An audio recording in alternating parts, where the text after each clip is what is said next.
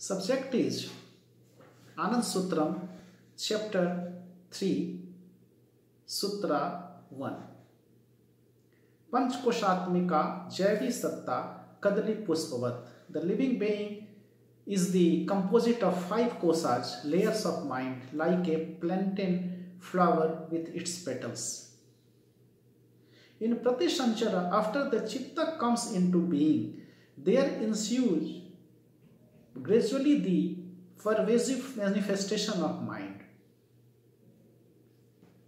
And in this manifestative flow, we find in the unit body that the crudest set or cell is the Kamamaya Kosha, conscious mind. Subtler than this is the Manomaya Kosha, subconscious mind.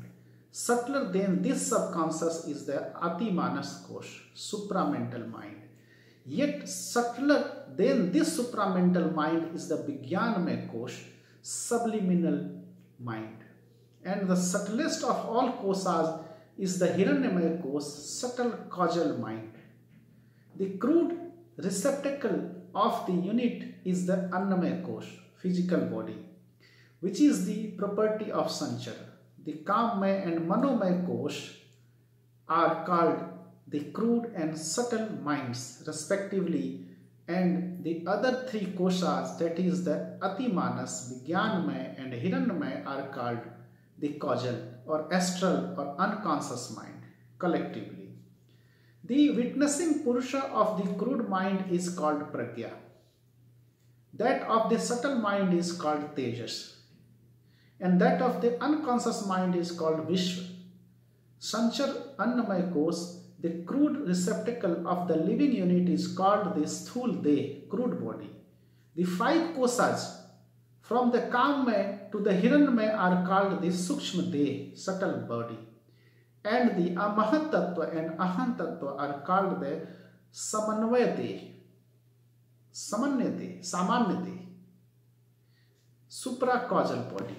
That is the body between the Hiranyamaya Kosha and Til merger into Purushottam, as with the plantain flower. In the case of these kosas also, subtle things are observed and understood only after removing their crude parts. Second, Saptalokatmakam Brahmamana. The cosmic mind is the composite of 7 lokas, layers, worlds.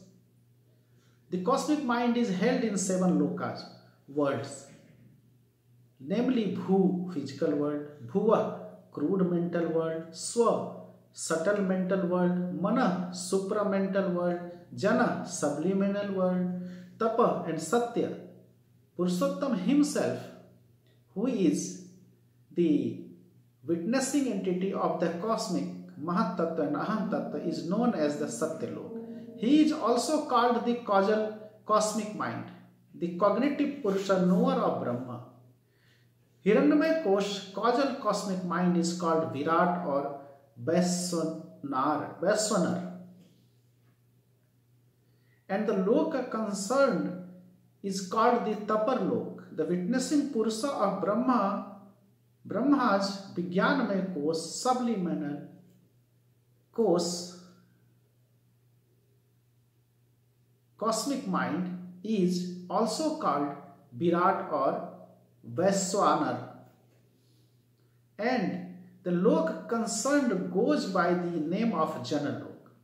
The witnessing Purusha, Brahma's Atimanas Kosha, supramental cosmic mind, is also called Virat or Vaiswanar. And the Loka concerned is called the Maharlok. The collective name of these 3 kosas is causal cosmic mind or subtle cosmic body. The Manomaya Kosha of Brahma is called the subtle cosmic mind, and its witnessing Purusha is called Hiranyagarbha. This also falls within the scope of the subtle cosmic body, and the Loka concerned is called the Swarlok. The Kamamaya Kosha of Brahma is called the crude cosmic mind, and its witnessing Purusha is called Ishvara. This may also be called the crude cosmic body. As per degree, of expression of subtlety or crudity, this kosha is called partially bhuva, crude mental world, and partially bhuvarlok, crude physical world. Number 3. Karan manushi dirgha nidra maranam.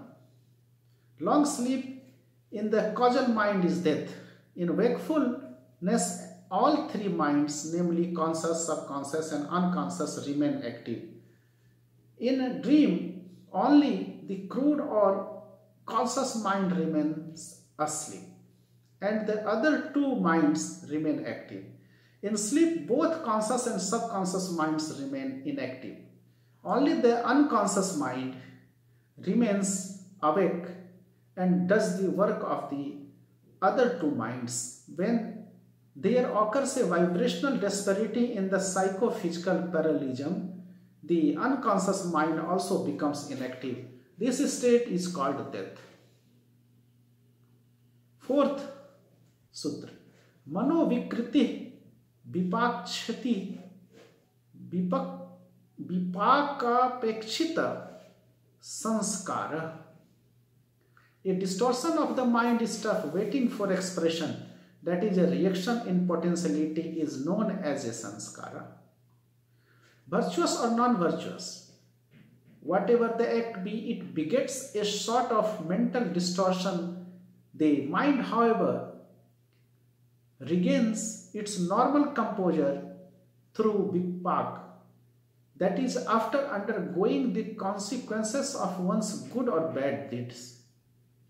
Where action has taken place but the consequences thereof have not been gone through or served, that is, the vipak has been kept in abeyance, such suspended or deferred vipak is called sanskara, reaction in its potentiality. According to the nature of the sanskaras held in the causal or unconscious mind at the time of death, Prakriti, in order to get those sanskaras served through vipak, effects the contact of the bodiless minds with living structures. In the wombs of different being, living structures that have parallelism with those bodiless minds, sanskara, determined mental waves. This we call the rebirth of the unit concerned on, generally goes away after death with sanskaras in accordance with one's deeds performed during one's lifetime. 5th Sutra. Videhi manase na kartitvam na sukhani na dukhani. In the bodiless mind there is no feeling of pleasure or pain. After the separation of the mind from the body, that is after death, the sense of will or awe cannot exist in the unit, because for perception of pleasure and pain, cerebral nerve cells and partially nerve fibers are necessary, which the bodiless minds do not have after death. And so the popular dogma and beliefs that so and so's bodiless soul will be happy with such and such observance, or be happy, unhappy and miserable with such and such acts, or will satisfy its revengeful propensities, are utterly and completely wrong. 6th Sutra. Abhavanat abhibhavanat chittanu srishta preta darshanam. The sight of ghosts is created by the chittanu, mind stuff, in concentrated thought. Actually, spirits and ghosts do not exist. When in a frightened or indignant or hypnotic state, a person attains temporary concentration of the mind, his or her mind stuff takes the form of the object imagined. In such a state, one sees the vision of one's thought without as well. Thinking about ghost and spirit in solitude, he or she sees them also Also in the open, the external vision of the internal thought may be termed as positive hallucination. Conversely, in such a state of mind, even the actually existent object may appear as non-existent. This we may call negative hallucination. Those that say that they have seen a ghost do not lie. Only the delusion of the mind appears to them as visual perception. If hypnosis be thoroughly introspective, one may mistake one's own entity for a spirit or ghost. In such an event, the person behaves in such a manner that people start saying that so and so is possessed by a spirit. Theomania or theophanic possession is also of the same variety. Seventh, hitesana presito pavargah. The requital of an action is guided by the divine longing for welfare. Even behind the requital of an act, the fruits that follow the completion of an act lies the divine desire of benevolence. The punishment for an evil act teaches one to keep away from evil doings. The reward for a good and benevolent act teaches people that they will never get such a reward if ever they commit an evil act. Eighth Sutra, Muktyakanksha Sadguru Prapti. Out of the intense desire for mukti liberation, one attains one's Sadguru, perfect master. When a vehement desire for emancipation wakes up in a person, he or she attains his or her Sadguru, true spiritual preceptor, on the strength of that desire. Ninth, Brahmev Guru Rekah Napara. Only Brahma is the Guru, no one else.